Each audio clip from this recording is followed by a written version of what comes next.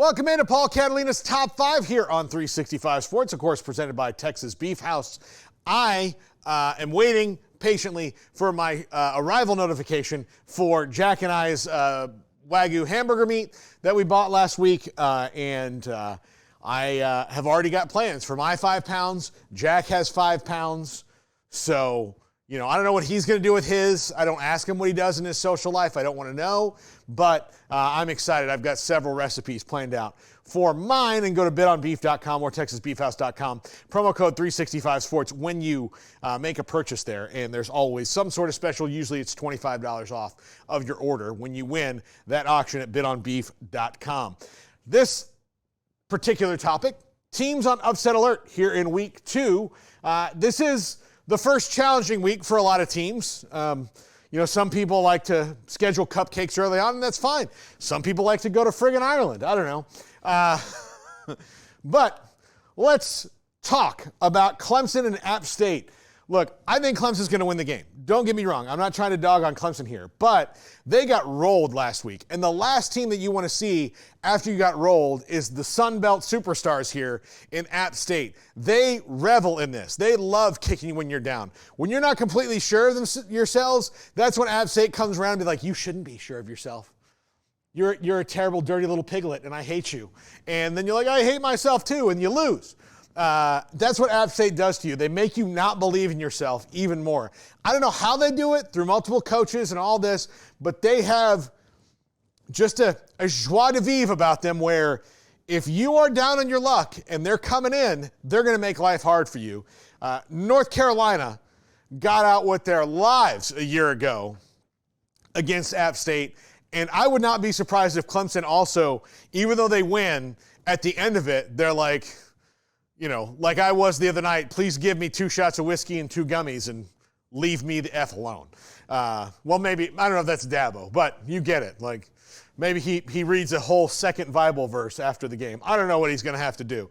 But I do think there's potential for this one to be challenging and hard. Number 4, Georgia Tech. They play Syracuse. Syracuse, who got Kyle McCord, a guy I still don't understand why there wasn't a bigger market for, having 1 loss and only to Michigan. I'll never get it.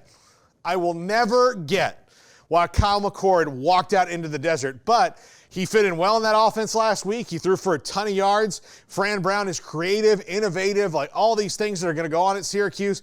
I'm excited to see what's going to happen for the Orange here in the coming years. If Fran Brown is as successful as he appears he'll be as a head coach, it's going to be fun to watch in Syracuse for the first time in a long time.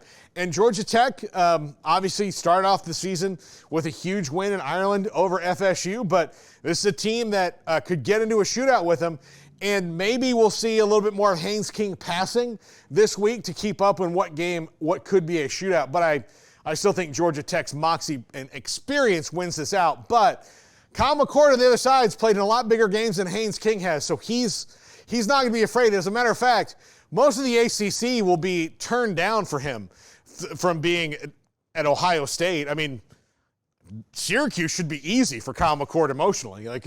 There's nothing like that pressure cooker. Hell, he had to transfer because he lost a game to Michigan. A game.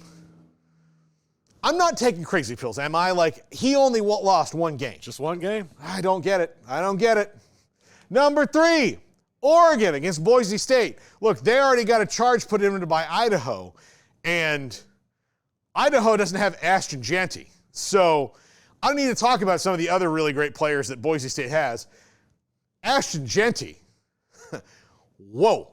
All right. So now the bad news for Boise State is that Oregon already got scared. So now maybe they're a little bit more refocused. But Ashton Jeanty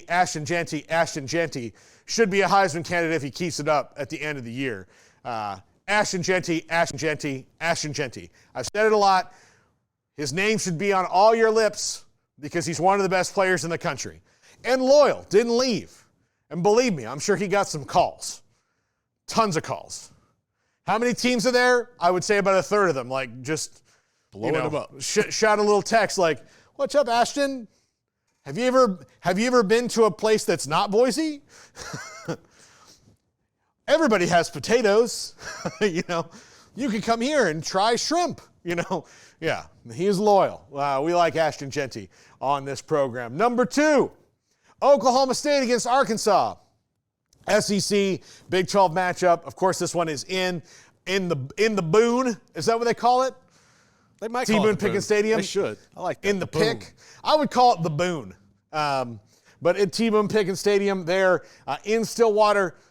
Again, I think Oklahoma State's going to win the game, but Arkansas is a bit of a wild card, seeing as that their coach is painted into a corner. He's got a pretty exciting athletic quarterback in Taylon Green, transfer from Boise State, by the way. We're talking about them quite a bit here in the last few minutes, but they're going to have to keep pace with him, keep him contained. I think Ollie Gordon obviously is going to be the factor in this game. Not sure Arkansas's defense can stop him, but believe me, they'll be taking this seriously, more so than maybe any other year, because Sam Pittman's in trouble. He is sitting on one of the hotter seats in college football. And as a matter of fact, if Billy Napier wasn't a thing, Sam Pittman's seat might be the hottest. But since Billy Napier's a thing, he can be like, well, at least it's not that bad over there. And number 1, a game I said earlier on Triple Option that not enough people are paying attention to is Tennessee and NC State.